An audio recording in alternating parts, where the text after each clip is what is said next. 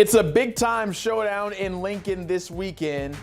The Big Ten season opener for Michigan and Nebraska, a game that will air on CBS Saturday at 3:30. The Cornhuskers have not beat the Wolverines since 2013. Nebraska, though, was 3-0 on the year, but this game against the 21st ranked team in the country will be their biggest test to date. The QB showdown of Bryce, Underwood, and Raiola will be one to monitor. But when you look at their numbers so far this year, it's not really much of a comparison. It is Raiola clearing in almost every single category. You see that 76.6% completion percentage compared to 57.5% for Underwood, which is last in the Big Ten. Raiola's second best completion percentage, and that passer yardage at 829, second most in the conference. Taking the convo a few steps further now, we bring in Sam Webb, who covers Michigan for 24/7 Sports, and Michael Bruntz, who covers Nebraska, also for 247. And it's two big-name QBs dueling this Saturday. And Michael, on paper, as we just showed, it certainly seems like it's Raiola who is leading the way, has the upper hand, and is just the second Big Ten QB since 2000 with 75% completion percentage, compared to no interceptions, TD interception rate through 3 games. He's just been efficient. I mean, there's really no magic there. Nebraska's really tasked him with running that offense. He's gotten Nebraska in a lot of good running plays in addition to what he's doing with his arms, and just seems like a much more comfortable quarterback in his second year at the helm here. He kind of took his lumps last year. The 13-11 touchdown to interception ratio last year was a little bit rough, but you're just seeing him play confident football this year. I think one thing that's helped, certainly the level of competition hasn't been huge the last couple weeks, but even against Cincinnati in the opener, he just took what Cincinnati was giving him and just kept the offense moving on schedule. He's probably going to have to make a couple big throws in this game. The one thing that's a little bit different for Nebraska this year, offensively, they've just gotten a lot better around him with Dane Keene, Isaiah Hunter, and Ja'Cory Barney in the wide receiver spots. So this is going to be a big test for him and an opportunity to kind of show his growth as a quarterback on a national stage. So then, Sam, on the other side, you look at Bryce Underwood, who at least looked like he was playing more free and just able to have the reins unleashed from him potentially against Central Michigan. How does he take that from last week now into Big Ten play? Yeah, Zach, I think it's a great question. They played against Central Michigan like I thought they were going to play against Oklahoma. And again, different caliber opponent, mind you. I think we all know that. But I'm talking about just in terms of approach.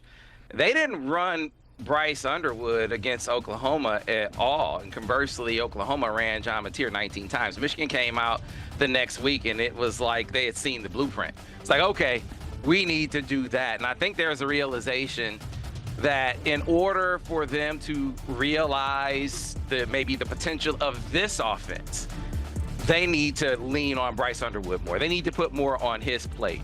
In order for them to run the football like they want to run it, they were going to have to run Bryce Underwood and not necessarily put all that pressure on the offensive line. And it worked out great. I mean, the design quarterback runs worked really well to great effect. And then the improv runs. And this is another, I think, big coaching point last week. And it's going to be a big one this week, Zach. And that is, when in doubt, whether you're feeling a little uneasy about the rush or you're questioning coverage, where to go with the football, when in doubt, run the ball. I think that is going to be the edict this week on the road at Nebraska. So let's see who you guys think will have the bigger impact between those two QBs. And Michael, I'll go to you first. Yeah, I mean, I think I could see Underwood having a little bit of a bigger impact for what Michigan's doing offensively. Like Sam said, I mean, I think that was another dynamic with his legs last week that, Nebraska's going to have to account for defensively. You look at the opener, Cincinnati quarterback Brendan Sorsby in the second half was basically just playing backyard football. If the first read wasn't there, he was taking off running. And Nebraska defensively had a lot of trouble handling that and also kind of the mix of tempo. So I'm sure Michigan saw that. I'm expecting to see, Michigan try to take advantage of Nebraska's struggles in the opener to stop that. But, for Nebraska, Dylan Raiola just has to continue to play efficient football. He's going to have to make a couple throws in this game. But I do think, the decision making has improved. I think having a full off season with Dana Holgorsen as offensive coordinator has been huge in his development and just kind of expecting what Nebraska needs him to be offensively. So, I do think, though, that Underwood's ability to run is certainly an X factor in this game, and Nebraska is going to have to deal with that defensively and show that they can really handle that, which they didn't do in the opener against Cincinnati. Yeah, I think that is a great point. I think the Sorsby comp, at least as far as how effective he was running the football, is going to resonate with Michigan. Certainly how he did last week against Central Michigan, with how decisive he was and how that sort of bled over into the rest of his game. I think that's going to play into it too. So he is absolutely going to be a huge part of their running effort. I think you'll see him run it 7 to 10 times, both on design runs and on improv plays. And then the question will be, can he take care of the football on the road? Because I think they will be able to run it effectively by injecting him into the equation. But can he avoid what Sorsby didn't avoid at the end of that game? And I was watching that game. He looks down the middle of the field, and he predetermined that he was gonna throw that fade ball. No matter what, he was gonna throw that ball. That's where he was gonna go with it, and it was not open. Can Bryce Underwood, can he avoid that kind of mistake in this game? Because they'll run it effectively enough. He'll just have to take advantage of the plays that are there through the air. If he does that, I think they can be successful. So, Michael, if you are Nebraska and you have to worry about, okay, we need to slow down that dual threat ability of Bryce Underwood, but no, they have so many other pieces on that offense. How do they focus on slowing down Michigan when they have the rock in totality? Yeah, I think when you look at the way Nebraska's defense is built this year, the strength is certainly in the secondary. And they've returned a lot of veterans in that group. They've held every opponent this year under 70 yards passing. They've been opportunistic with turnovers when they've had the chance. And, I think what they've done this year is really kind of rely on those guys to back there in the back end to shut down opposing wide receivers, or at least limit them, and then kind of focus their efforts on trying to stop the run. Certainly Michigan's going to be a much different opponent in that regard than what Nebraska's faced this year. But I think a big question mark coming into the season was how Nebraska's front seven was going to hold up without Ty Robinson and Nash Hutmaker, who were huge pieces of that defensive line the last couple of years. Nebraska's going to rotate a lot of guys up front. They're going to have to win at the point of attack and get off blocks and tackle well. I mean, I think that's going to be the name of the game for Nebraska is, can you get enough guys to the ball carrier and get them on the ground when it matters? And, the one thing I think that'll kind of help this defense, though, it's a home game. It's probably the biggest game of the year for Nebraska. You guys just flashed the graphic of when the last time Nebraska beat a ranked opponent was. It's been 2016 against Oregon. That's how long it's been. So I think the defense is playing confidently. I think they'll be helped by being at home, but they've got to be able to tackle well, and they've got to be able to do what they can to stop the run. Yeah, Matt Rhule, overall, as the head coach, has never had a ranked win as the head coach of Nebraska. Didn't have one at Baylor. Have to go back all the way until Temple to find him as a head coach getting a ranked win. Speaking of head coaches, we will not see Sherrone Moore for the second straight week as he serves game 2 of that 3-game suspension with a third game to spill over into next season. So, Sam, I think it's easy to get by without your head coach against a lower opponent like Central Michigan last week, but now you get Nebraska. You get them on the road. Will his absence be felt? I think it will be. I think that his presence on the sideline is a source of calm, is a source of confidence. I think that he has led them in really adversity-laden scenarios in the past. In the championship year at Penn State, at Ohio State, last year. Or against Ohio State the championship year, and at Ohio State last year. So that will be missed, but you got a veteran coaching staff.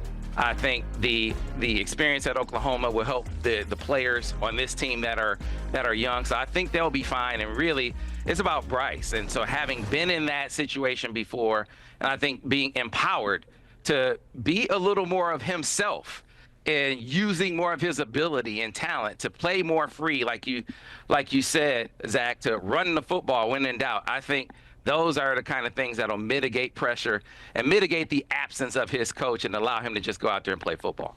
We've had the build up all the way to this moment right here. It lets me be able to ask you this, Michael, first. Who wins on Saturday? Yeah, I'm expecting a four-quarter brawl type game. I mean, I think that's, what this kind of lines up to. I've kind of had this, looking at this game, I think Nebraska might be able to do enough to, maybe confuse the freshman quarterback a little bit. I think that's one thing that Nebraska's done okay to this point is really mass coverages and pressures. So I'll give Nebraska a slight edge being at home. I mean, I think it's going to be like a 24-21 type game either way, but I think Nebraska somehow finds a way to get it done in spite of their recent history in these types of games. So I think, for Michigan on defense, they'll have their best defensive player for all four games, or all four quarters, which they didn't have down at Oklahoma, and that's Jason Barham. He'll make a huge difference. He played edge last week and was huge coming off the edge. I think that'll be big in this game. So I think they'll be able to get heat on the quarterback. I think that'll be a big factor in this game. Then on offense, again, the coverage piece to me is not as big of an issue. Is how do they react to the opportunities that they're going to get down the field? Because Nebraska is, to me, in my opinion, they're going to say, we're going to stop them from running the football. We're going to stop Bryce Underwood from running the football. And can you beat us down the field? Can you hit big plays down the football field? Can he take advantage of those opportunities when he gets them? And can they move the chains consistently on the ground? I think they're going to be able to, based on their experience down there after Oklahoma. A tight game. What's the score on that one, though, Sam? Yeah, I think it's going to be a low-scoring affair as well. I got Michigan winning this game. I'll go 27-21. 27-21, says Sam, with Michigan winning it. Meanwhile, Michael says 24-21, Nebraska. We look forward to this coming Saturday. Sam Webb, Michael Bruntz, thank you so much for helping us break down this game as we get ready to watch it on CBS at 3:30. The crew will be there. We will be excited to watch it. It's also, of course, streaming on Paramount Plus. The Big Ten season opener for Michigan and Nebraska. You hear the music, you know the place to find it. Saturday, CBS.